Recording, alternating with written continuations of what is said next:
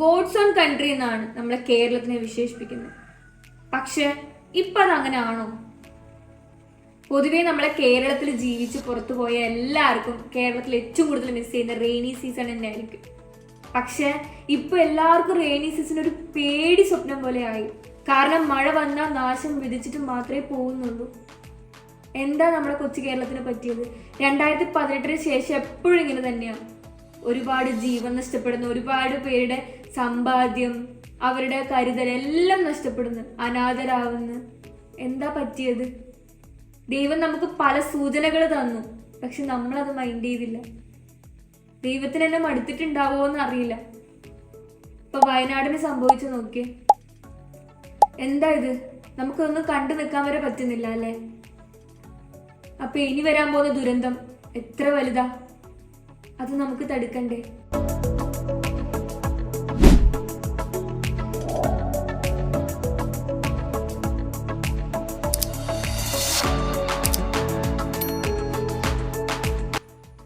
ഇതേപോലെ തന്നെയല്ലേ ഇപ്പൊ നമ്മുടെ മുല്ലപ്പെരിയാറിന്റെ പ്രശ്നം വരുന്നത്? ആരെങ്കിലും നമ്മൾ മൈൻഡ് ചെയ്യുന്നുണ്ടോ? എനക്കും പറഞ്ഞാൽ ഞാൻ മുമ്പേ മുല്ലപ്പെരിയാർ പൊട്ടും അങ്ങനെ കേട്ടിട്ടുണ്ട്. ഞാനതൊരു സാധാരണ ഒരു കോമഡി ആയിട്ട് എടുത്ത്, നമ്മളിപ്പോ കോമഡിക്ക് പറയുന്ന പോലെ പറയാം മുല്ലപ്പെരിയാർ പൊട്ടെന്ന്. നമ്മൾ അതിന്റെ സീരിയസ്നെസ് ഇതുവരെ അതിന് കൊടുത്തിട്ടില്ല. ഇപ്പൊ ഞാൻ തന്നെ ഇപ്പൊ കുറച്ച് ദിവസമായിട്ട് എന്റെ വീഡിയോ കാണാൻ തുടങ്ങി. അപ്പോഴാണ് എനക്കും അതിന്റെ സീരിയസ്നെസ് മനസ്സിലായത്. നമ്മൾ ഈ മുല്ലപ്പെരിയാർ എന്ന് പറഞ്ഞാൽ ഇപ്പൊ കാര്യമായിട്ട് ഓർക്കേണ്ടതാണ് അഡ്വക്കേറ്റ് റസൽ ജോയ് സർ നമുക്ക് വേണ്ടി ഒറ്റയ്ക്ക് നിന്നിട്ട് അതിനെതിരെ പോരാടിയത്, നമ്മളെ കേരളം ഈ ഒരു കേസിന് വേണ്ടി ജയിക്കാൻ. ഇപ്പൊ നമ്മൾ വിചാരിച്ചു കഴിഞ്ഞാൽ നമുക്ക് വലിയൊരു ദുരിതത്തിനെ ഒഴിവാക്കാൻ പറ്റും. പക്ഷെ പിന്നെ സംഭവിച്ചു കഴിഞ്ഞിട്ട് ദുഃഖിച്ചിട്ട് കാര്യമില്ല. മേ ബി എന്റെ കൺസെപ്റ്റ് വെച്ച് നോക്കുമ്പോൾ ഇപ്പൊ തന്നെ ഒരുപാട് വൈകി. കാരണം ഓഗസ്റ്റ് മാസം ഇതിന് ചിലപ്പോൾ പൊട്ടാൻ ചാൻസ് ഉണ്ട് എന്നൊക്കെ കേൾക്കുന്നുണ്ട്. എന്തായാലും 2030 ഈ സംഭവം ഏകദേശം സംഭവിക്കാമെന്നാ പറയുന്നത്. ഇതിനെതിരെ നമുക്ക് എന്തെങ്കിലും ചെയ്യാൻ പറ്റും. പക്ഷെ എല്ലാവരും അത് വിചാരിക്കണം. ഇത് എല്ലാവരുടെയും ഡ്യൂട്ടിയാണ് നമ്മുടെ കേരളത്തിനെ സംരക്ഷിക്കുക എന്നത്. ശരിക്കും പറഞ്ഞാൽ നമ്മളെപ്പോലുള്ള ഇപ്പോൾ സാധാരണക്കാർക്ക് ഇതിനെതിരെ ഒന്നും ചെയ്യാൻ പറ്റില്ല. പക്ഷെ നമ്മളെ മേലധികാരികളാണ് ഇത് ശരിക്കും വിചാരിക്കേണ്ടത്. ഇപ്പൊ എന്തുകൊണ്ടാ അവരിതിനെതിരെ ഒന്നും പ്രവർത്തിക്കാത്തതെന്ന് എനിക്കറിയില്ല. പക്ഷെ അവർ വിചാരിച്ചാലേ ഇക്കാര്യത്തിൽ എന്തെങ്കിലും ഒന്ന് സംഭവിക്കും. മേ ബി നമ്മള് പ്രൈം മിനിസ്റ്ററിനെ ഇത് അറിയിക്കോ, അല്ലെങ്കിൽ പ്രസിഡന്റിനെ അറിയിക്കോ, അങ്ങനെ എന്തെങ്കിലും കാര്യം ചെയ്തു കഴിഞ്ഞാൽ നമ്മളെ കേരളത്തിന് രക്ഷിക്കാൻ പറ്റും. കേരളം നമ്മുടെ ഇന്ത്യത്തെ ഒരു പാർട്ട് തന്നെയാണ്. ഇത് പോയി കഴിഞ്ഞാൽ നമ്മളെ കേരളം രണ്ടായി സ്പ്ലിറ്റ് ചെയ്യും. 1895 നമ്മൾ ഈ മുല്ലപ്പെരിയാർ ഡാം ശരിക്കും പണിയുന്നത്. അപ്പോ ആ പണി കഴിഞ്ഞ ശേഷം അവർ പറഞ്ഞതാണ് 50 വർഷം മാത്രമേ ഇതിന് ആയുസുള്ളൂ. കാരണം ചുണ്ണാമ്പൊക്കെ വെച്ചിട്ടാണ് ഉണ്ടായിരിക്കും. പക്ഷെ ഇന്ന് 130 വർഷമായി. ദൈവത്തിന്റെ സഹായത്തോട് മാത്രമാണ് ഇത്രയും കാലം ആ ഡാം അങ്ങനെ നിന്നത്. കാരണം അതിന്റെ താഴെയൊക്കെ കുറച്ച് നല്ലോണം പൊട്ടിക്കിടക്കുന്ന ക്രാക്ക് ആയിട്ടുണ്ട് എന്നൊക്കെ പറയുന്നുണ്ട്. പക്ഷെ മേലെ ഭാഗത്ത് അവര് ഏകദേശം ചെറിയ ചെറിയ പണികൾ നടത്തുന്നുണ്ട്. 1959 ഇതിൽ പവർ ജനറേറ്റ് ചെയ്യാൻ തുടങ്ങി. പക്ഷെ നമ്മുടെ കേരളത്തിന് വേണ്ട ഇലക്ട്രിസിറ്റി ഒന്നും അത് പ്രൊഡ്യൂസ് ചെയ്യുന്നില്ല. ഏകദേശം തമിഴ്നാടിന് വേണ്ടിയിട്ടാണ് ഇലക്ട്രിസിറ്റിയും അവർക്ക് ഇറിഗേഷനിലെ വാട്ടറും എല്ലാം അതിൽ ചെയ്യുന്നത്. ഇനിയിപ്പോ മേ ബി ആ മുല്ലപ്പെരിയാർ പൊട്ടിക്കഴിഞ്ഞെങ്കിൽ റസൽ സാറ് കറക്റ്റായിട്ട് ഒരു ഇന്റർവ്യൂവിൽ പറയുന്നുണ്ട്, വരുന്നത് വെറും വെള്ളം മാത്രമല്ല, ഓരോ വീടും അടിച്ച് തെറിപ്പിച്ചുകൊണ്ടത് വരും. വീട്, പിന്നെ അതേപോലെ തന്നെ മരങ്ങള്, വലിയ വലിയ ബിൽഡിങ്, ഇതൊക്കെ പൊടി ആയിട്ടേക്കും വരല്. മേ ബി നമ്മൾ വെള്ളം മുങ്ങിച്ചാവുന്നതായിരിക്കില്ല. ബിൽഡിങ് തലയിൽ വീണിട്ട്, മരങ്ങൾ തലയിൽ വീണിട്ട്, മണ്ണിന്റെ അടിയിലായി, ഇങ്ങനെയൊക്കെ ഒരു വൃത്തികെട്ട ദാരുണമായ മരണമായിരിക്കും നമുക്ക് കിട്ടുന്നത്. ശരിക്കും നമ്മൾ വിചാരിക്കും ഈ നമ്മളെ കേരളത്തിലെ 5 ജില്ല മാത്രമേ പോകുന്നു. അല്ല, കേരളത്തിന്റെ 5 ജില്ല പോയിട്ട് ഏകദേശം 48 മണിക്കൂറിനുള്ളിൽ ഇതെല്ലാം ക്ലിയർ ചെയ്തിട്ടില്ലെങ്കിൽ നമ്മളെ തിരുവനന്തപുരം ആണെങ്കിലും വടക്ക് ഭാഗത്താണെങ്കിലും മൊത്തം അസുഖങ്ങൾ വരാൻ തുടങ്ങുന്നു അതിൽ പറയുന്നുണ്ട്. കാരണം ഇതിന്റെ ഇപ്പോൾ കുറെ ഫാക്ടറികളിൽ അടിച്ചു വരുമ്പോൾ ആസിഡ്, അതിന്റെ കെമിക്കൽസ് എല്ലാം കാരണം ഇതൊക്കെ വരാനുള്ള ചാൻസ് ഉണ്ട്. പിന്നെ ഏകദേശം 40 ലക്ഷം, 35 തൊട്ട് 40 ലക്ഷം ആൾക്കാർ ഇത് കാരണം മരിക്കാനുള്ള ചാൻസ് ഉണ്ട്. ലോകം കണ്ട ദുരന്തത്തിൽ ഏറ്റവും വലിയ ദുരന്തം ഇത് തന്നെ ആവുമെന്നാണ് പറയുന്നത്. പിന്നെ ഈ ഇത്രയും ശവശരീരങ്ങളുണ്ട്, അതിനടക്കമൊന്നും ചെയ്യുന്നില്ല. അപ്പോൾ അതിൻ്റെ എല്ലാം അഴുകി ഇതെല്ലാം കാരണം അടുത്തുള്ള ജില്ലകളിൽ മൊത്തം അസുഖങ്ങൾ വരുന്നു. പിന്നെ അങ്ങനെ പോയി നമ്മളെ കൊച്ചു കേരളം മൊത്തം ഒരു ഓർമ്മയായി മാറുന്ന രീതിയിലായി മാറാൻ തുടങ്ങി. യുണൈറ്റഡ് നേഷന്റെ വാട്ടർ എൻവിറോൺമെന്റ് ആൻഡ് ഹെൽത്ത് എന്ന് പറഞ്ഞ സ്റ്റഡീസിൽ അവർ ഏറ്റവും റിസ്ക് ആയിട്ടുള്ള ഒരു 100 ഡാമിനെ കുറിച്ച് പറയുന്നുണ്ട്. അതിൽ 6ാം സ്ഥാനത്ത് നിൽക്കുന്നത് നമ്മുടെ കേരളത്തിലെ മുല്ലപ്പെരിയാർ ഡാം തന്നെയാണ്. ശരിക്കും ഇത് വായിക്കുമ്പോൾ ഇതിൽ കറക്റ്റായിട്ട് കാണിക്കുന്നുണ്ട് മുല്ലപ്പെരിയാർ ശരിക്കും ഡീകമ്മീഷൻ ചെയ്യേണ്ട കാരണം അതിൽ പറയുന്നുണ്ട്. കാരണം മുല്ലപ്പെരിയാർ സ്ഥിതി ചെയ്യുന്നത് ഏകദേശം സിസ്മിക് ഏരിയയിലാണ്, അതായത് എർത്ത് വരാൻ ചാൻസ് ഉള്ള ഒരു ഏരിയയിൽ. അപ്പൊ മേ ബി ഓൾറെഡി ചെറിയ ക്രാക്കും വിള്ളലും ഒക്കെ അതിലുണ്ടായത് കൊണ്ട് മേ ബി ചെറിയ ഒരു സിസ്മിക് വേവ്, അതായത് ഭൂമി കുലുക്കം അങ്ങനെ വരുമ്പോൾ തന്നെ ഇത് ക്രാക്കായി പൊട്ടാനുള്ള ചാൻസ് ഉണ്ട്. ഇത് പൊട്ടി എങ്ങനെ ഉണ്ടാവുന്ന ഏകദേശം ഒരു ഐഡിയ നിങ്ങൾക്ക് വേണമെങ്കിൽ ഡാം 999 എന്നൊരു ഫിലിം ഉണ്ട്. ആ ഫിലിം കറക്റ്റ് കണ്ടാൽ നിങ്ങൾക്ക് കറക്റ്റ് മനസ്സിലാവും നിങ്ങൾക്ക് എങ്ങനെയാണ് ഇത് പൊട്ടിയിട്ട് വെള്ളം പുറത്തേക്ക് അടിച്ചു വരുന്നതെന്ന്.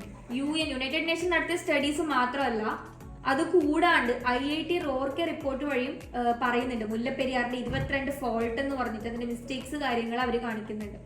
അതുപോലെ തന്നെ പ്രൈവറ്റ് ആയിട്ടും ഗവൺമെന്റ് ആയിട്ടും അങ്ങനെ പല ഏജൻസിക്കാരും ഇതിനെതിരെ സ്റ്റഡി ചെയ്ത് നമുക്ക് ഡീകമ്മീഷൻ ചെയ്യണം തന്നെയാണ് പറഞ്ഞത്. എന്നിട്ട് ഇവരെന്താ ആക്ഷൻ എടുക്കാത്തതെന്ന് എനിക്ക് അറിയില്ല. നമ്മുടെ ഈ മുല്ലപ്പെരിയാർ ഡാം എന്ന് പറയുന്നത് 850 മീറ്റർ ഹൈറ്റ് ഉണ്ട്. പിന്നെ 15 TMC വാട്ടർ ആണ് അതിലുള്ളത്. 15 TMC വാട്ടർ എന്ന് പറഞ്ഞാൽ എത്രയാണെന്നറിയോ? 1 TMC വാട്ടർ എന്ന് പറഞ്ഞാൽ 2850 കോടി 2850 കോടി ലിറ്റർ വാട്ടർ ആണ് 1 TMCയിലുള്ളത്. അതുപോലെ 15 TMC ആണ് നമ്മളെ മുല്ലപ്പെരിയാർ ഡാമിനകത്തില്ല.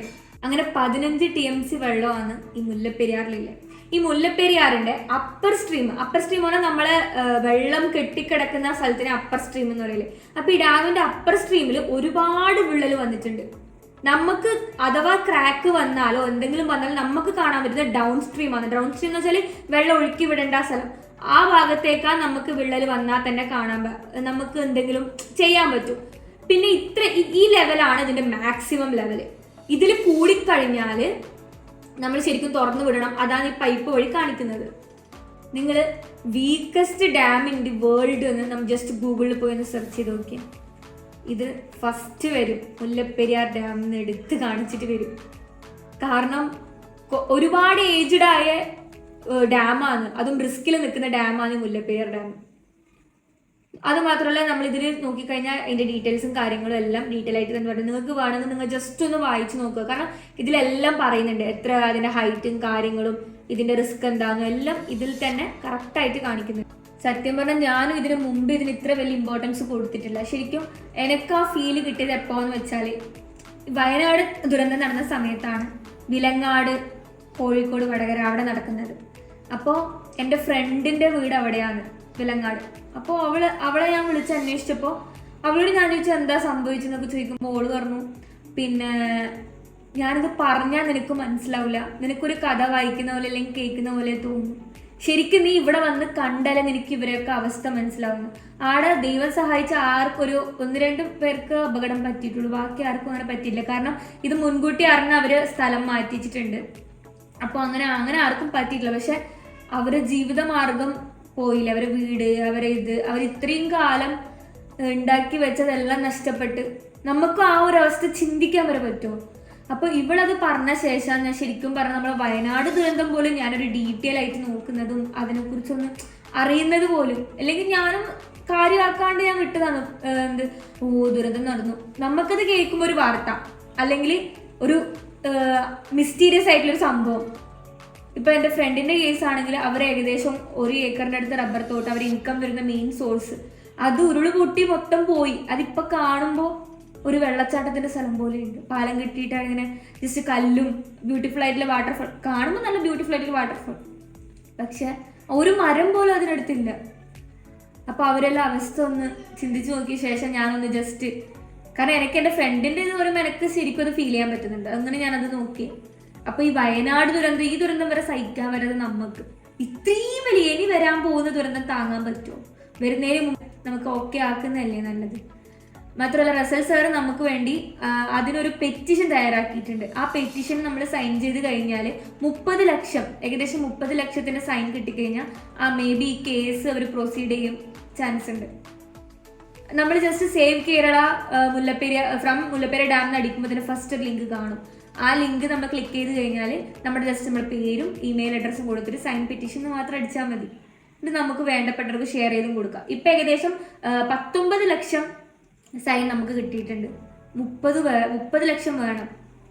ഏകദേശം 35-40 ലക്ഷം ആളെ മരണം ഒഴിവാക്കാൻ വേണ്ടി ഒരു 30 ലക്ഷം ആൾക്കാർ സൈൻ മതി.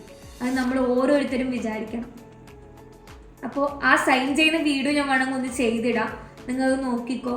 പക്ഷെ എന്തായാലും എല്ലാവരും സൈൻ ചെയ്യണം. നമുക്ക് വലിയൊരു ആപത്ത് ഇപ്പം തന്നെ തടുത്തു നിർത്താം നമ്മളെ കേരളത്തിന് വേണ്ടി. ഗോസ്റ്റ് ഓൺ കൺട്രി ആവാതിരിക്കട്ടെ നമ്മുടെ ഗോഡ്സ് ഓൺ കൺട്രി.